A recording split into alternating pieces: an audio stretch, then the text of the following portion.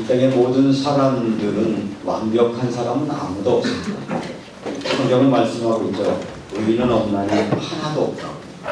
그래서 모든 사람들은 완벽할 수 없기 때문에 때로는 실수를 하고 범죄하기도 하고 때로는 사람들의 기대에 부응하지 못하는 그런 상황을 맞이하게 되어집니다. 문제는 내가 무엇을 잘못했을 때 내 잘못을 책망하거나 이걸 지적할 때에 어떻게 반응하느냐에 따라서 그 사람의 믿음과 그 사람의 인격과 삶을 볼 수 있게 되어집니다. 이런 일화가 있습니다. 초대교회에 존경받는 우리 조만식 장로님이라는 분이 계셨고 주기철 목사님이라는 분 여러분들이 기억하실 텐데 이 조만식 장로님과 주기철 목사님은 사제지간입니다. 조만식 장로님이 학교를 세우고 거기에 졸업한 학생이 이제 주기철 목사였고 자기 담임 목사님을 자기 제자로 모시고서 예배를 드리는 때였는데 그날따라 조만식 장로가 여러가지 분주한 일들 때문에 일을 처리하다가 예배 시간에 늦었습니다. 예배 시간에 늦어서 죄송한 마음으로 저 뒤에서 몰래 들어와서 앉으려고 하는데 좀 모른 척 해주면 좋겠는데 이 주기철 목사님이 장로님 어디 슬며시 와서 늦게 와서 앉으려고 합니까? 그 뒷자리에 서서 예배하십시오. 그리고 야단을 치는 거예요. 그랬더니 이분이 정말 뒤에 서서 예배를 드렸어요. 그 설교를 마친 다음에 장로님 나와서 기도해 주세요. 그때 이제 나와서 기도를 하시는데 이분이 뭐라고 기도하냐면 하나님 내가 하나님 만나는 것보다 사람 만나는 것을 더 중요하게 생각해서 이렇게 하나님 앞에 온전히 예배드리지 못한 죄 용서하시옵소서. 하나님 정말 제가 다시는 이런 일을 하지 않겠습니다 하고 회개했다라고 하는 그런 일화가 있습니다. 만일 여러분이 그런 상황이 된다면 여러분은 어떻게 반응하실까요? 이 사람이 나를 지금 어떻게 보고 사람들 앞에 공개적으로 나를 이렇게 망신을 줘? 라고 하면서 여러분의 마음속에 반항하거나 아니면 분노하거나 여러분들이 거기에 대해서 거부하지 않았겠습니까?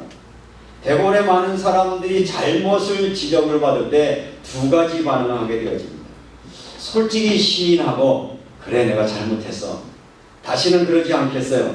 그리고 여러분들의 삶을 고치는 사람이 있고 또 한 면의 사람들은 변명합니다. 내가 그러려서 그런 게 아니고 변명하죠. 자기를 합리합니다. 아니면 어찌 나를 그렇게 할 수 있어 화내하고 화를 내거나 분을 내는 경우가 있는데 여러분 어느 쪽에 속하신가요? 잘못을 지적받았을 때 이걸 쉽게 수용하는 게 그렇게 쉽지는 않단 말이죠. 자, 그래서 오늘 여러분에게 오늘 이 본문의 말씀을 통해서 하나님이 다윗에게 나단 선지자를 보내셨던 것처럼 하나님은 이 땅에 우리가 일상적인 삶을 살아가는데 다윗에게 나단을 보내셨던 것처럼 이 조만식 장로에게 주기철 목사를 세웠던 것처럼 하나님은 여러분들의 일터와 여러분의 가정과 교회 안에 선지자를 보냈는데 그 선지자는 다양한 모습으로 우리를 책망하고 우리를 돌이키게 하고 우리를 변화하게 하는 역사를 하신다라는 내용의 말씀으로 나에게 보내신 선지자라고 하는 제목의 말씀으로 함께 은혜를 나누고자 합니다. 다윗이라고 하는 사람이 원래는 믿음의 사람이었던 것 여러분들이 다 기억하실 겁니다. 어렸을 때부터 다윗은 아버지에게 아주 충성했고 성실한 사람이었습니다.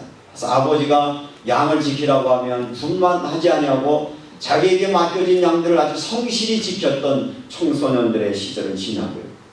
이렇게 청소년들의 시절을 지날 때에 뜻하지 않게 이새의 집에 사무엘 선지자가 와서 왕을 세우려고 하는 사건이 벌어질 때도 보면 큰 형부터 시작해서 많은 형들이 왕가머리가 된다고 생각해서 왕을 세우려고 할 때도 다윗은 아버지로부터 사실은 인정받지 못하는 막내 아들이어서 다른 형제들이 다 지나가도록 들에서 양을 쳐야 했죠.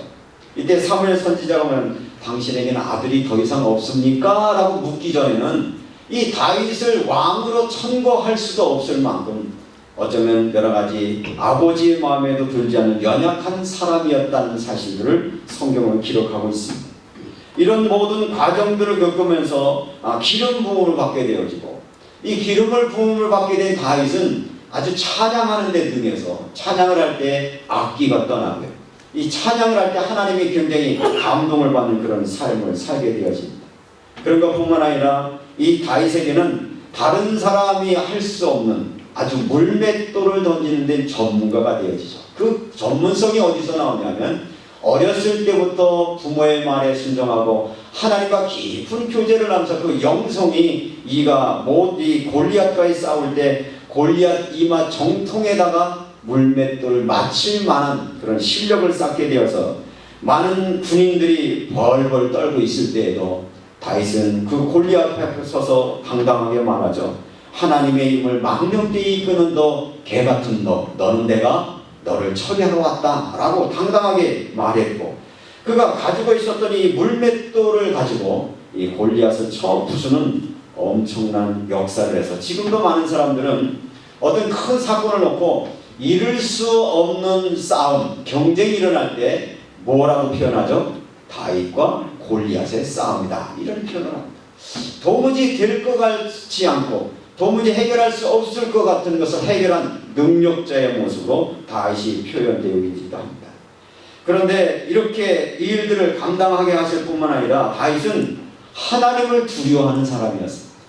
제사도 다윗의 마음속에는 부모를 공경할 뿐만 아니라 하나님을 두려워하는 마음이 있어서 정말 자기에게는 철천지 원수 같은 자기를 죽이려고 하는 사울왕이 자기를 체포하려고 군대들을 다 이렇게 배치하고 자기가 숨어있는 동굴로 사울이 들어왔을 때에도 다윗은 자기의 원수를 갚으려고 하지 않냐고 하나님을 기억하게 되죠. 사무엘상 24장 6절에 보면 자기를 괴롭히고 죽이려는 이 사울왕의 추적자를 만났을 때도 저는 이렇게 말합니다.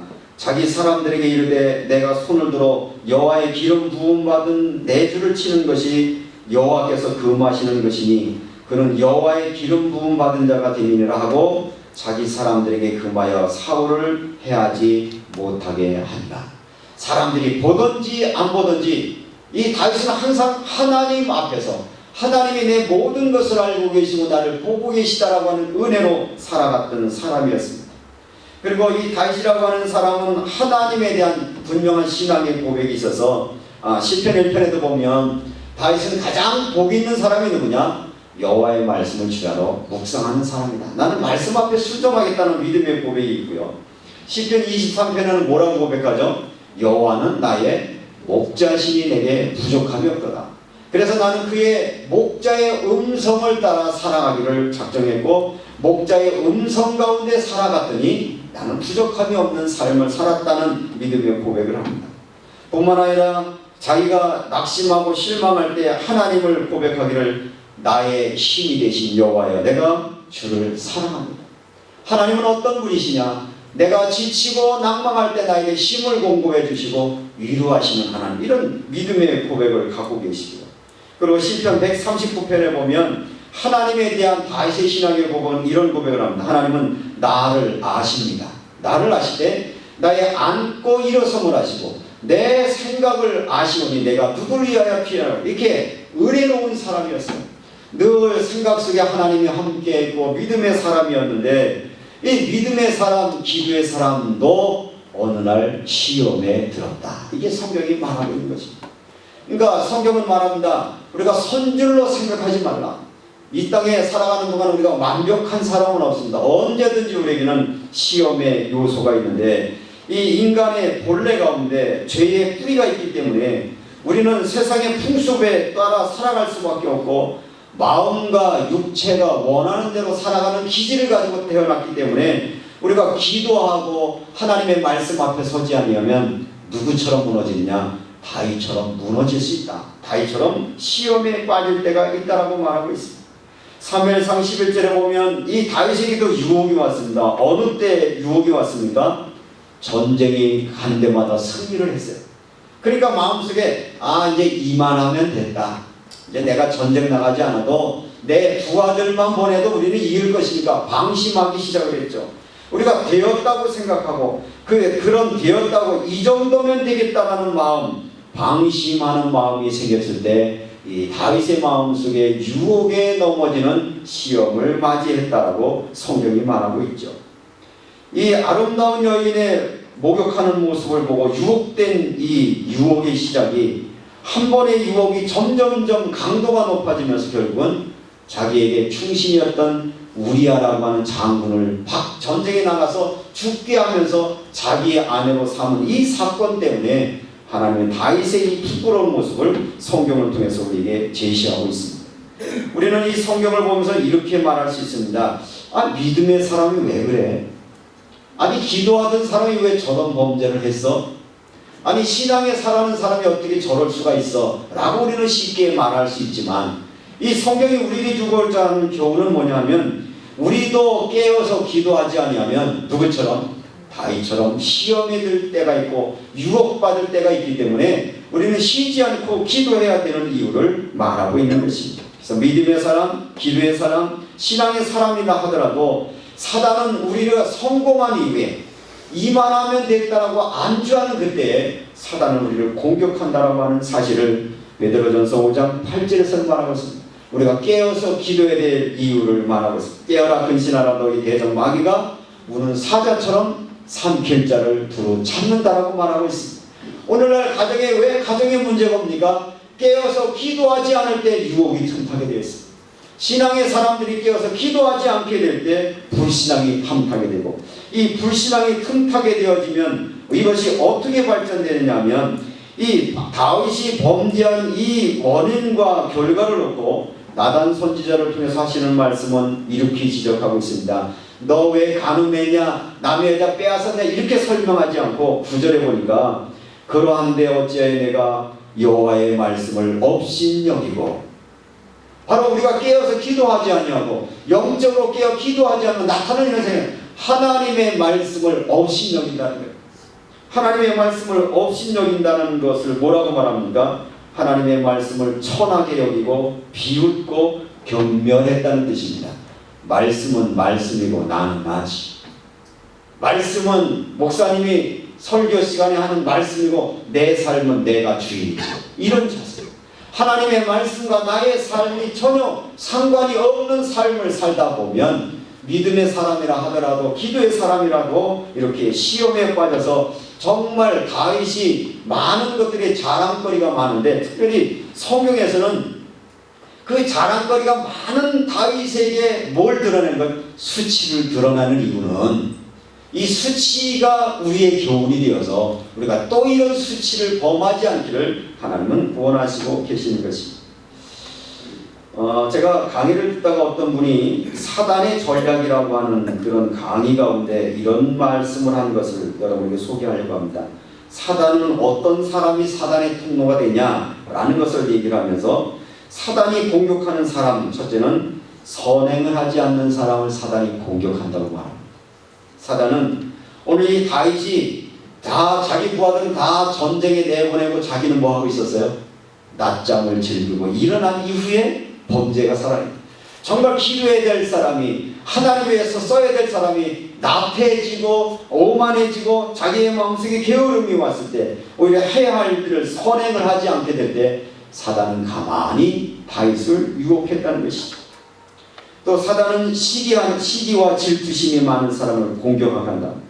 신앙에 견고하지 않은 사람, 진리를 알지 못하는 사람. 진리는 뭡니까? 진리를 알지. 진리가 너희를 자유케 할 것인데 그 진리는 바로 예수 그리스도의 생명이요 그분의 삶인 것이죠. 범사에 욕심이 많은 사람을 사단은 이용한다. 불평불만 많은 자를 사단은 이용한다는 것이죠. 게으른 자를 사단은 공격한다. 그런 것 같습니다. 다윗이 게으러졌습니다. 교만하여 하나님의 말씀을 배우지 아니하고 고립되고 소외된 영혼을 사단이 공격한다. 그러니까 사람과의 관계가 잘 안 되면 그런 사람을 사단은 집중적으로 공격해서 하나님의 복음을 막게 하고 사단의 도구로서 쓰게 된다. 고립되고 소외된 영혼, 그리고 지나친 내성적인 사람을 사단은 공격한다고. 범사에 두려운 사람, 두려움이 많은 사람. 여러분들이 겁이 많으면 별것 가지고 다 두려움에 빠집니다. 이 사단의 통로가 되죠. 절제 못하는 사람, 절제할 수 없을 때 사단의 유혹이 오면 펑펑이 우리가 넘어지게 되죠. 근심독적이 많은 사람이 사단의 통로가 되고 신조가 없고 지조가 없는 사람이 사단의 통로가 된다라고 말하고 있습니다. 이 말씀을 드리면 인간은 죄성인 잠재력을 가지고 있습니다. 누구에게나 유혹 앞에 무너질 수밖에 없고요.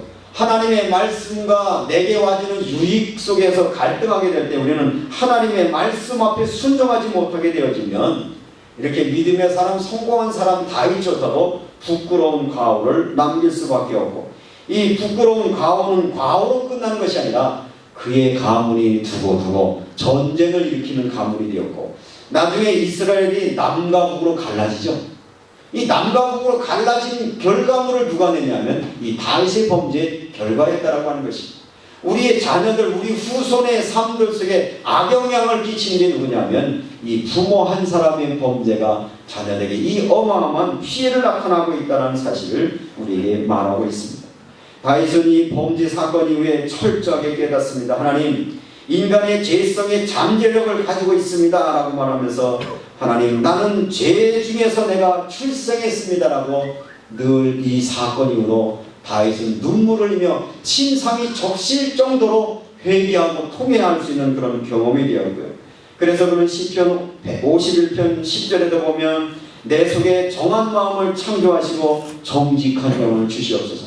내 힘으로는 내가 유혹에서 이길 수 없습니다. 하나님, 내 영에 정직한 영을 주시고 내 마음을 창조하시고 내게 정직하게 살아갈 수 있도록 나를 붙들어 주시옵소서. 내게 성령을 거두지 마시옵소서.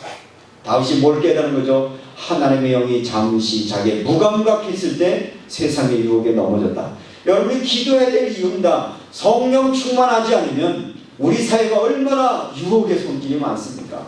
집 밖에만 나가면, 여러분이 사업 현장에 가면, 사람만 만나면 얼마나 많은 범죄의 유혹들이 우리를 기다리고 있는 것을 너무 잘 알고 있기 때문에 하나님은 성령을 내게 거두지 마시고 내게 구원의 즐거움을 회복시키시고 자원하는 심령을 주사 나를 붙들어 주옵소서. 오늘 이 말씀이 여러분에게 주시는 하나님의 말씀으로 받으시기를 주의 이름으로 축원합니다.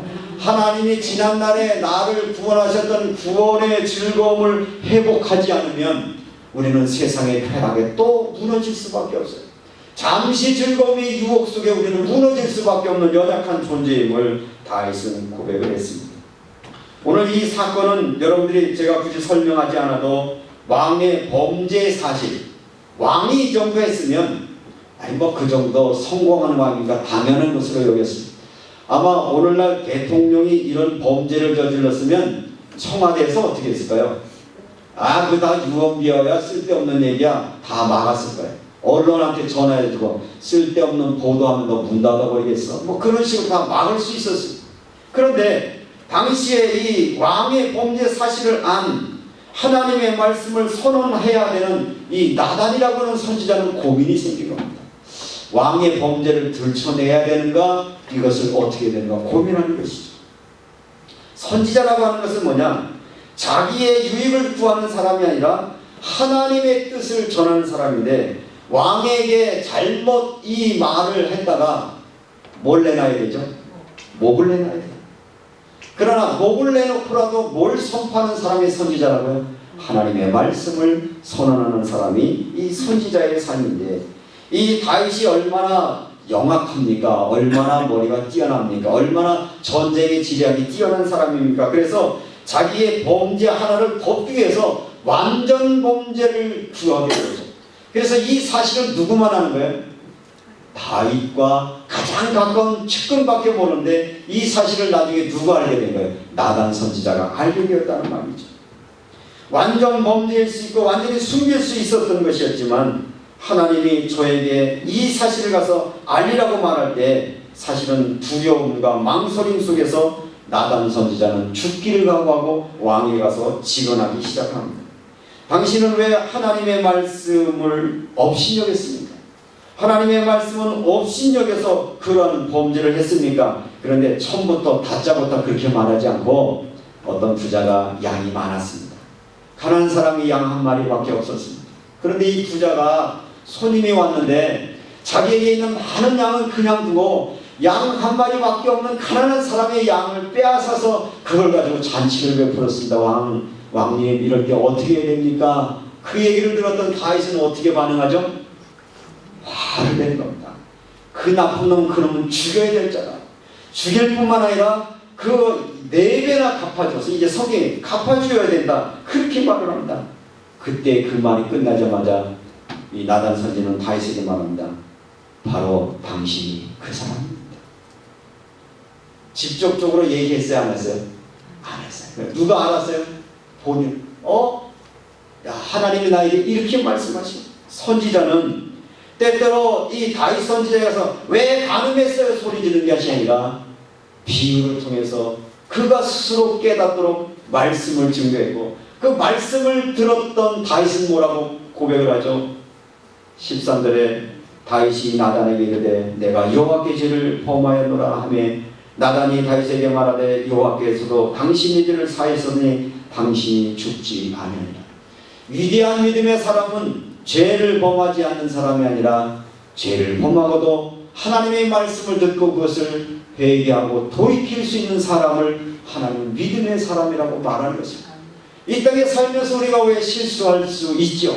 범죄할 수 있고 우리가 유혹을 받을 수도 있지만 그 유혹의 순간에 하나님의 말씀을 듣고 돌이킬 수 있을 때 그런 사람을 가리켜서 믿음의 사람이라고 말하는 것입니다. 아마 이 다윗이 나단 선지자의 말을 듣고 그것을 숨기려고 나단을 죽였다라고 하면 역사적으로 다윗은 믿음의 사람으로 설 수 없었고 하나님 그를 사용하지도 않았을 것입니다. 다윗이 믿음의 사람이 됐던 것은 하나님의 말씀을 듣고 반응하는 신앙이었다. 하나님의 말씀을 듣고 회개하고 돌이키는 사람이었다는 사실을 오늘 우리에게 말하고 있습니다. 이 말씀을 보면서 우리는 다른 사람의 불의에 대해서는 굉장히 분노를 잘합니다. 아니 저 사람 왜 저래? 저 목사가 저 왜 저래? 아니 장로님이 저 왜 저러셔? 권사님 왜 저래요? 아니 교인이라는 사람이 왜 저래? 그런데 그 기준을 나에게는 내가 적용하냐고. 다른 사람을 비판하고 비난하고 정죄하는 데는 굉장히 정확한데 나에게 그 잣대를 들여댈 때는 합리화시키고 그걸 완화시키고 그냥 적당히 넘어가면서 내 범죄에 대해서 나의 잘못에 대하여 그것을 인정하지 못하고 있다는 사실들을 우리는 오늘 이 말씀을 들으면서 자각을 해야 될 것입니다. 하나님은 이 다윗의 범죄를 한마디로 말하면서 뭐라고 말씀하십니까? 왜 하나님의 말씀을 업신여기냐고 말합니다. 하나의 범죄의 사실이 아니라 그가 이렇게 범죄하게 된 것은 하나님의 말씀을 업신여긴 것입니다. 이걸 십계명에 비추어 보면 다윗은 어떤 범죄를 했습니까? 십계명을 어겼습니다. 살인했죠? 간음했죠? 남의 아내를 탐했죠? 그것을 숨겨보려고 거짓말했죠? 남의 아내를 강제로 도둑질했죠. 그러니까 다윗은 그것이 범죄인 줄 몰랐어요. 자기를 당연시했어요. 자기를 합리했어요. 그러나 하나님은 이미 십계명의 말씀을 통해서 하지 말라고 하는 사실을 뭐하는 순간, 게으른 순간, 깨어 기도하지 않는 순간 하나님의 말씀이 내게 가치 없게 느껴졌고 하나님의 말씀이 가볍게 여겨질 때 그는 자기가 한 일들을 이렇게 정당화하는 것으로 했습니다. 또 하나님의 말씀을 업신여긴 것은 자기의 마음속에 우상의 마음이 생긴 거죠. 누가 우상이 됐습니까? 자기가 우상이 된 겁니다. 내가 이 정도 왕이 됐는데, 내가 이 정도 성공했는데 하나님을 경외하는 우상의 숭배가 이런 엄청난 범죄를 저지르게 되었고, 이 엄청난 범죄의 순간에도 하나님의 말씀을 들을 때 하나님 내가 범죄했습니다라고 회개하는 다윗을 하나님은 기뻐 받으셔서 당신의 영광을 위해 쓰임받는 믿음의 사람을 삼으셨다는 사실들을 오늘 성경은 말하고 있습니다. 하나님은 어떤 하나님이십니까? 하나님은 용서하시는 하나님이십니다. 하나님 우리를 회복시키시는 하나님입니다. 이렇게 해서 다윗이 이 나단 선지자로부터 죄의 사함을 받은 후에 정말 우리 아이가 임신을 했는데 이 아이를 태어났는데 아이가 아픈 거예요. 그러니까 뭐 하죠? 금식하며 기도합니다. 아무리 금식하고 기도했지만 그 아들 죽었어요. 죽고 나니까 근심을 딱 끼치면서 내가 살아있을 때는 혹시 내가 범죄한 것 회개하면 하나님이 용서해 주실 것 같아 금식했지만 하나님이 그 생명을 취해갔으니 내가 더 이상 금식하지 않겠다. 그리고 하면서 여러분들 12장 24절을 한번 읽어보시죠. 다윗이 그 아내 밧세바를 위로하고 그에게 들어가 그와 동침하였더니라. 여호와께서 그를 사랑하사 선지자 나단을 보내어 그의 이름을 여디디아라 하시니, 여디디아라 하시니 뭐죠? 하나님이 사랑하시는 자라는 거예요. 어떤 것? 아니 우리아의 안에서 난 솔로몬이 왜 이렇게 사랑하는 자입니까? 회개하고 다시 하나님 앞에 서서 출생한 그를 하나님이 사랑하셔서 이 다윗 왕 아들 솔로몬을 통해서 이스라엘 백성을 통치하는 축복의 은혜를 허락해 주셨다. 하나님은 어떤 자를 기뻐하신 자? 회개하는 자를 기뻐하신다. 자기의 잘못을 깨닫고 방향을 전환하는 자를 기뻐하시고, 자기의 잘못된 것을 회개하고 하나님의 말씀 앞에 다시 서는 믿음의 사람들을 기뻐하시는 은혜를 여러분도 기억하셔서, 여러분들이 오늘 이 다윗의 이야기를 했더니 그래 다윗은 그래서가 아니라 오늘 다윗에게 던진 이 하나님의 말씀은 무엇 때문에 오늘 이 시간에 설교하겠습니까? 여러분 지나간 1년을 돌아놓고 보면 혹시 하나님의 말씀을 업신여기며 산 순간은 없으신가? 하나님은 저를 통해서 여러분에게 말씀하신 것입니다. 1년을 돌아놓고 보면 분주히 살아왔고 나름은 열심히 살았지만 정말 내가 하나님의 말씀 앞에 순종하며 살아갔는가? 하나님의 말씀 앞에 충성하며 살아갔는가? 돌아보면 이구동성으로 우리는 이 시간에 이렇게 고백을 해야 됩니다. 하나님, 내가 범죄했습니다. 하나님 나를 용서해 주셔서 더 이상 내가 하나님의 말씀을 업신여기고 하나님의 말씀을 가볍게 여기지 않는, 그래서 하나님의 말씀 앞에 순종하는 그런 삶을 살겠습니다. 기도하실 때 하나님은 여디디아의 축복을 여러분에게 주실 줄 믿습니다. 한 해를 뒤돌아보면 우리의 삶에 돌이킬 수밖에 없는 불신앙의 행위들을 많이 발견하게 되어집니다. 지난주에 예배 마치고 난 다음에 집에 갔더니 저희 집사람과 저희 아이가 우리 가족 회의 좀 해요 그러고 불렀어요. 뭔 얘기를 하는데 앉아서 이제 제가 저를 성토하기 시작했습니다. 요즘에 아빠 설교가 이건 은혜가 안 돼요. 내가 봐도 당신 요즘 너무 설교 준비가 잘 안 된 것 같아. 내가 은혜가 안 돼. 그 얘기를 듣는 순간 숨이 탁 멈출 것 같아요. 그래서 제가 속으로 이랬어요. 당신이 설교 좀 해봐. 매일 설교는 너무 싫어. 당신이 좀 했으면 좋겠어요. 그런 얘기가 아니고 잘해보자는 얘기인데, 그 순간 딱 무슨 마음이 드냐면 오늘 성경 본문이 생각난 거죠. 하나님이 내 가족을 통해서 나를 더 깨우시려고 하는구나. 내 가족들을 나의 선지자로 세워서 나의 무감각해진 내 모습, 내가 정말 온전히 헌신하지 못했던 내 모습을 돌아보게 하는구나 생각을 하고 나니까 얼마나 부끄럽기도 하고 미안하기도 한지 회개했습니다. 그래서 오늘 설교를 열심히 준비했습니다. 기도하면서 했습니다. 하나님, 내가 아무리 말을 잘해도 사람의 마음을 내가 움직일 수 없으니 하나님께서 오늘 성령으로 임재해 주셔서 저에게 주셨던 그 말씀이 우리 성도들에게도 공감되게 하시고 우리의 삶들 속에도 좀 변화되는 역사를 주옵소서. 그런 마음으로 준비했습니다. 우리 아이가 저한테 이렇게 얘기합니다. 아빠, 우리 교인들이 얼마나 치열하게 사는지 아빠 잘 알잖아. 정말 어려운 가운데도 믿음 가운데 살아가는 우리 성도들의 모습을 보면 우리가 그분들이 내는 헌금으로 살아가는 우리 가족이 조금 더 분발해야 되지 않겠어요? 더 좀 헌신하고 더 교인들의 관심 갖고 그렇게 살아야 되는 것 아니요? 그 얘기를 들었을 때 하나님이 선지자를 여기다 세웠구나. 저는 그렇게 받았습니다. 그래요. 아이를 통해서 때로는 하나님은 나를 책망하시는구나. 나에게 부끄러운 모습이지만 사실은 거부하고 싶고 내가 할 만큼 했고 내가 이만하면 됐지라고 말하고 싶은 마음도 있었지만 하나님의 음성으로 들려지니까 하나님, 그렇습니다. 내가 정말 최선을 다했냐고 물어주면 죄송합니다. 잘못했습니다. 그렇게 기도하며 섰습니다. 모든 일들을 진행할 때도 치밀하고 계획하며 일을 진행했으면 좋겠다는 이야기를 들을 때 제가 아멘했습니다. 사랑하는 성도 여러분, 하나님은 여러분의 가정에도 나단 선지자를 세웁니다. 그럴 때로는 아내일 수도 있고요, 남편일 수도 있고요, 자녀일 수도 있고 부모일 수도 있습니다. 여러분의 잘못을 지적받을 때 여러분은 어떻게 반응하시겠습니까? 이것도 잔소리하네.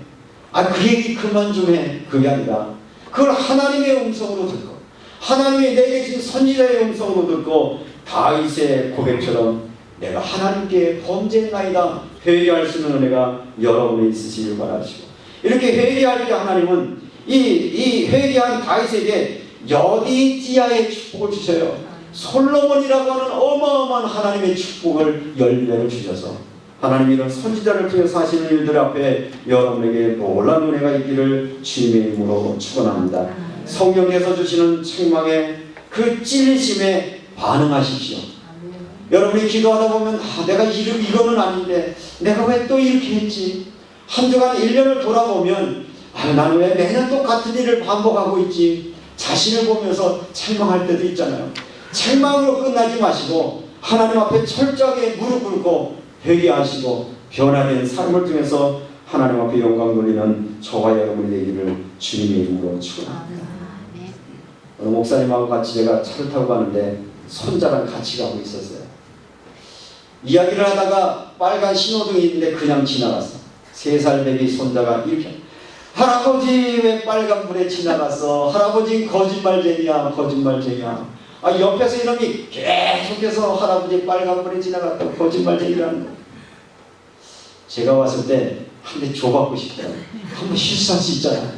가면서 계속 할아버지 거짓말쟁이야, 왜 빨간불에 갔어, 빨간불에서. 이 목사님, 이 할아버지 목사님이 그러더니, 손자야, 내가 잘못했어. 내가 정말 잘못했어. 계속 그냥, 손자 내가 정말 잘못했어. 다시는 안 그럴게. 야, 정말 멋있게 보인다. 손자의 지적 앞에 그래, 내가 잘못했어. 정말 내가 잘못했어.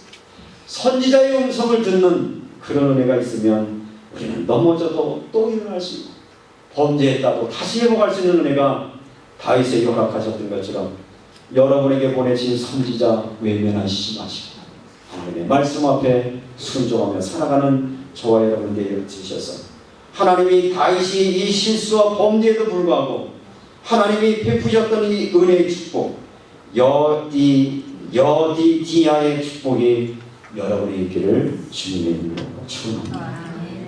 은혜로우신 아버지 하나님, 우리가 한 주간 돌아보면, 1년을 돌아보면 하나님의 말씀을 없이 여겼습니다. 하나님 없는 모습으로 살았고 하나님의 말씀을 가볍게 여기며 살아가 내 마음대로 판단하고 내 마음대로 결정하고 내 마음의 기준에 맞춰 살았은 죄임을 용서합니다. 이제 11월 마지막 주를 보내며 한 주간 하나님 일 지난 날들의 시간들을 회개하오니 용서해 주셔서 똑같은 일을 반복하는 죄를 범하지 않도록 저들에게 은혜하여 주옵소서. 하나님 내 속에 정한 마음을 창조해 주시고 성령을 내게 거두지 마시옵시고 구원의 즐거움을 회복시키소서. 자원하는 심령을 주사 나를 붙들어 주셔서 내가 온전히 하나님만을 의지하는 믿음의 삶을 살 수 있도록 은혜하여 주옵소서. 감사하며 예수 그리스도의 이름으로 기도드리옵나이다.